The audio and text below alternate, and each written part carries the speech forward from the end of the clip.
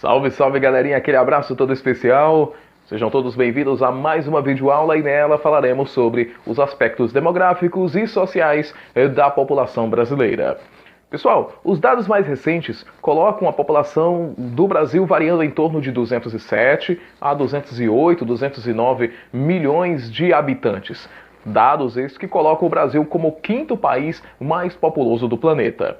A população brasileira ela está irregularmente distribuída. A tendência também é que essa população brasileira ela continue evoluindo, continue aumentando nos próximos anos. Mas atentai para esses dados. O Brasil é um país populoso, mais de 200 milhões de habitantes, porém é um país pouco povoado devido à sua baixa densidade demográfica. Para entendermos essa análise, pessoal, precisamos compreender alguns conceitos básicos populacionais, como por exemplo a população absoluta, que ela corresponde, como o próprio nome diz, ao número total de habitantes de um determinado local. População relativa corresponde à média populacional de habitantes por quilômetro quadrado. Então, essa população relativa, ela corresponde à densidade demográfica. E para obter essa densidade demográfica, é necessário fazer alguns cálculos matemáticos ali. A densidade demográfica é obtida através da população absoluta dividida pela área ao quadrado.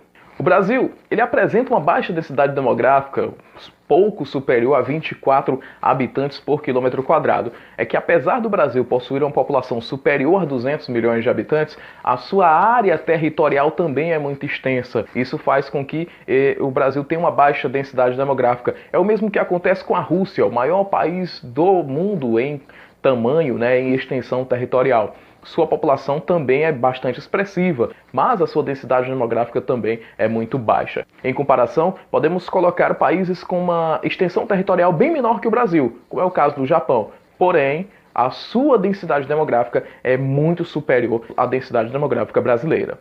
Ao analisarmos o mapa populacional do território brasileiro, podemos analisar que a maior parte da população ela vive em torno da área litorânea. Isso concentra ali a maior parte também das cidades com mais de 10 mil habitantes. E ao partirmos para o centro do continente, esse número de cidades com população superior a 10 mil habitantes também diminui. Consequentemente, nós vamos ter aí uma densidade demográfica e um número populacional bem menor em comparação com as áreas litorâneas. Isso se deve a diversos fatores, mas precisamente levando em consideração ao processo de industrialização e o surgimento das grandes cidades que iniciaram o processo de povoamento do Brasil do litoral para o interior. Assim podemos analisar também a taxa de natalidade e a taxa de mortalidade, que são fundamentais para analisarmos o crescimento vegetativo de um determinado local. A taxa de natalidade, ela corresponde ao número de nascimentos em um grupo de 1000 habitantes por um período de 1 ano. Já a taxa de mortalidade, ela corresponde ao número de mortes em um grupo de 1000 habitantes por um período de 1 ano. Assim, podemos ter um simples cálculo matemático. Taxa de natalidade é igual ao número de nascimentos multiplicado por 1000 dividido pela população. Já o cálculo básico para a taxa de mortalidade é igual ao número de mortes multiplicado por 1000 dividido pela população. O resultado dessa análise, a diferença entre a taxa de natalidade e a taxa de mortalidade é o que nós chamamos de crescimento vegetativo. Portanto, crescimento vegetativo é igual a taxa de natalidade menos taxa de mortalidade. Também poderíamos analisar a taxa de fecundidade no Brasil, que corresponde ao número médio de filhos por mulheres. E esses dados também vêm caindo com o passar dos anos. Em um passado não muito distante, os índices brasileiros, tanto de natalidade quanto de mortalidade, eram muito elevados. Isso muito em conta devido às condições de vida que a população tinha. Se você fizer uma pesquisa na família de vocês, é provável que vocês mais jovens tenham aí uma quantidade de irmãos bem menor do que teve os pais ou até mesmo os avós de vocês. Isso leva em consideração um modo de vida diferente. No passado, quanto mais pessoas a família tivesse, melhor, porque o Brasil era um país agrário e tinha que colocar essa família para trabalhar na roça. Quanto mais filhos, de preferência homens, melhor para a agricultura familiar. Com o passar dos anos, as melhorias nas condições de vida da população, determinado também pela melhoria na educação e na saúde, vão proporcionar uma queda na taxa de natalidade. As melhorias na saúde vão corresponder também a uma queda na taxa de mortalidade. E assim nós vamos ter um equilíbrio maior nos últimos anos. Sabendo desses dados, podemos avaliar melhor a pirâmide etária do Brasil. O que corresponde a essa pirâmide etária? Ela é um gráfico que representa aí, os dados sobre as populações, tanto masculina quanto feminina, e por idades. Então é um gráfico muito utilizado nos estudos demográficos. Por isso é também denominado de pirâmide de idades. Gente, esse formato ele é bem simples para análise. Na base da pirâmide está a população mais jovem. O meio da pirâmide corresponde ali à população também adulta, né? E o topo da pirâmide vai corresponder aí aos idosos. Quando a base é larga demais, nós temos uma alta taxa de natalidade, né? Então isso indica muita população, a população jovem crescendo demais, tá? Se o topo da pirâmide é estreito demais, significa que nós temos poucos idosos, e isso corresponde a uma qualidade de vida baixa e que vai refletir numa baixa expectativa de vida. Quando as condições desse país se equilibram, nós vamos ter uma diminuição nessa base, né, diminuindo a taxa de natalidade e também de mortalidade. Nós vamos ter um equilíbrio aqui nessa base e vai diminuir o tamanho dessa base. O meio vai enlarguecer, né? Por quê? Porque essa população que era jovem vai começar a envelhecer, essa população adulta está no mercado de trabalho.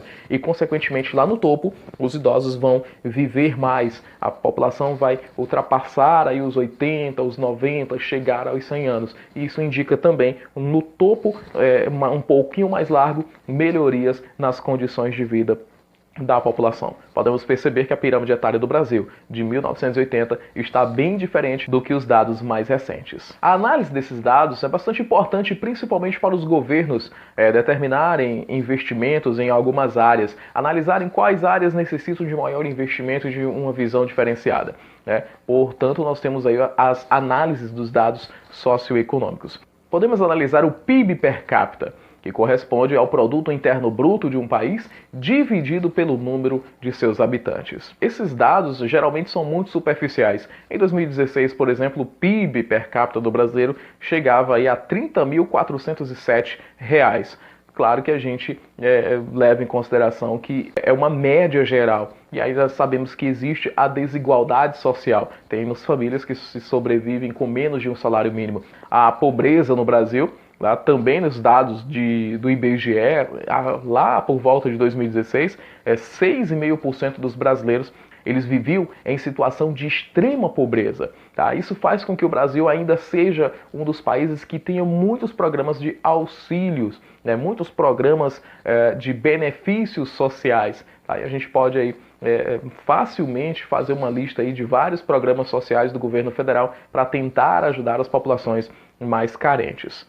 Outro fator, né, bastante ruim é a alta taxa de desemprego. Tá? O Brasil aí, tem uma população muito grande de desempregados e isso ficou muito mais evidente, tá, nessa crise mundial por conta da pandemia mais recente que causou aí o fechamento de inúmeras empresas e, consequentemente, o aumento do número de desempregados. Isso fez com que o governo intervisse também em destinar à população aí mais um auxílio, mais um programa de auxílio para essa população mais carente. Os dados educacionais também são importantes nesse quesito de análise. E vamos ter aí a famosa taxa de analfabetismo, que corresponde ao percentual de pessoas com 15 anos de idade ou mais que não sabem ler ou escrever. Esse número vem caindo com o passar dos anos, mas ainda é muito longe do ideal. E também há uma disparidade, né, onde o Nordeste apresenta o índice de analfabetismo mais elevado do país, enquanto que as outras regiões, como o Sul e Sudeste, apresentam aí os menores índices. Então, políticas governamentais, programas de educação específica para fazer com que aquelas pessoas que não tiveram a oportunidade de estudar na idade certa pudessem aí voltar aos estudos e sair dessa margem de analfabetismo. E, em contrapartida, as crianças, né, elas entram na escola mais cedo do que a população de décadas anteriores. A melhoria na qualidade de vida da população faz com que nós tenhamos aí um aumento da expectativa de vida, que é também chamada de longevidade. A população dos países mais desenvolvidos tem aí uma grande quantidade de idosos. Isso significa que nesse país as pessoas vivem bem e, consequentemente, aí tem melhores condições de chegar à terceira idade com mais saúde. É um exemplo do Japão, que é um país que tem uma grande quantidade de idosos. O Brasil ele apresenta aí um crescimento, né, nessa expectativa de vida, mas também desigual. Estados como os do sul e do sudeste do Brasil apresentam aí uma taxa de longevidade maior, ou seja, uma expectativa de vida maior, enquanto que estados da região nordeste, da região norte, apresentam aí taxas bem menores do que os estados da região sul e sudeste do Brasil. E para fechar, claro, não poderíamos deixar de falar do Índice de Desenvolvimento Humano, o famoso IDH. Bom, gente, esse Índice de Desenvolvimento Humano, ele tem um tripé básico de análise, que é a renda, a educação e a saúde. A saúde relacionada ali também à longevidade e à qualidade de vida. O IDH, ele é medido de 0 a 1, e quanto mais próximo de 1, melhor será esse IDH. Os índices variam em IDH baixo, médio, elevado ou muito elevado. Em 2015, o Brasil chegou a estar com 0,774, o que é considerado um patamar elevado e bem superior aos dos anos 90, quando o IDH brasileiro era muito baixo. Isso se deve à melhoria na qualidade de vida da população, juntamente com a renda, melhoria nos índices de saúde e, consequentemente, na qualidade de vida dessa população, faz com que hoje o Brasil tenha aí um IDH maior do que no passado, mas bem longe aí das grandes potências mundiais. Bom, pessoal, essa foi a nossa videoaula de hoje. Obrigado a todos, fiquem com Deus e até a próxima!